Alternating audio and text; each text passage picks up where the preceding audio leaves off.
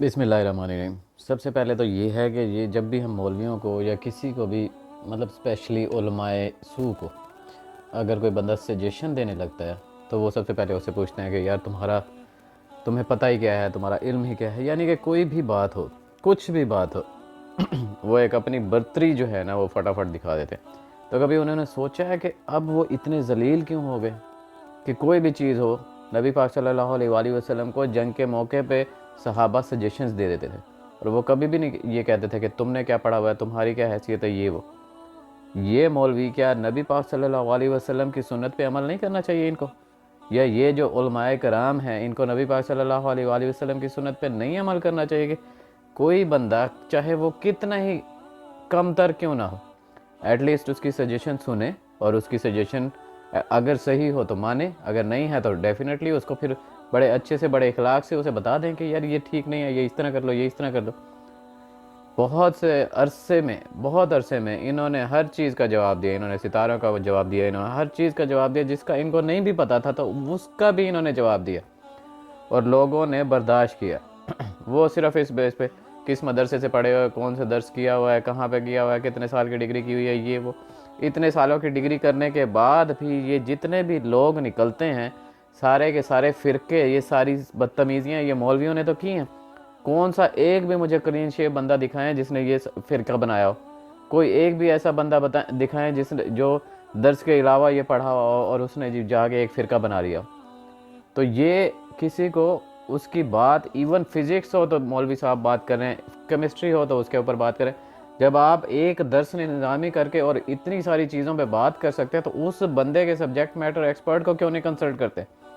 میرے نبی پاک صلی اللہ علیہ وآلہ وسلم تو اپنے صحابہ سے بالکل صلاح مشورہ کرتے تھے، اور ہر چیز جس کا جو حضرت سلمان فارسی رضی اللہ تعالیٰ عنہ نے غزوہ خندق میں خندق کھودنے کا مشورہ دیا تھا، اسی طرح ایک صحابی نے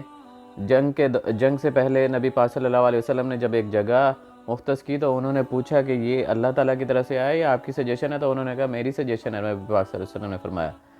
تو ان صحابی نے کہا میرے مطابق جو ہے یہاں پہ پانی ہے تو یہاں پہ کر لیں۔ تو میرے نبی تو اتنے فلیکسیبل ہوتے تھے، اتنے اچھے، اتنے بہترین اخلاق کے ہوتے تھے، اور آپ کو پتہ نہیں کیا ہو گیا ہے کہ آپ کسی بھی بندے سے، کسی بھی بچے سے صحیح منہ سے بات ہی نہیں کر سکتے۔ آپ اس کو فٹافٹ کہتے ہیں نہیں پہلے عالم کے پاس جاؤ، نہیں پہلے یہ کرو، نہیں پہلے وہ کرو۔ ایٹ لیسٹ اس کی بات تو سنیں نا، ہو سکتا ہے کہ وہ صحیح کہہ رہا کہ نبی پاک صلی اللہ علیہ وسلم کو اگر کسی نے جنگ کا مشورہ دیا کہ یار اس طرح ہے، تو انہوں نے یہ نہیں کہا کہ پہلے جا کے ایک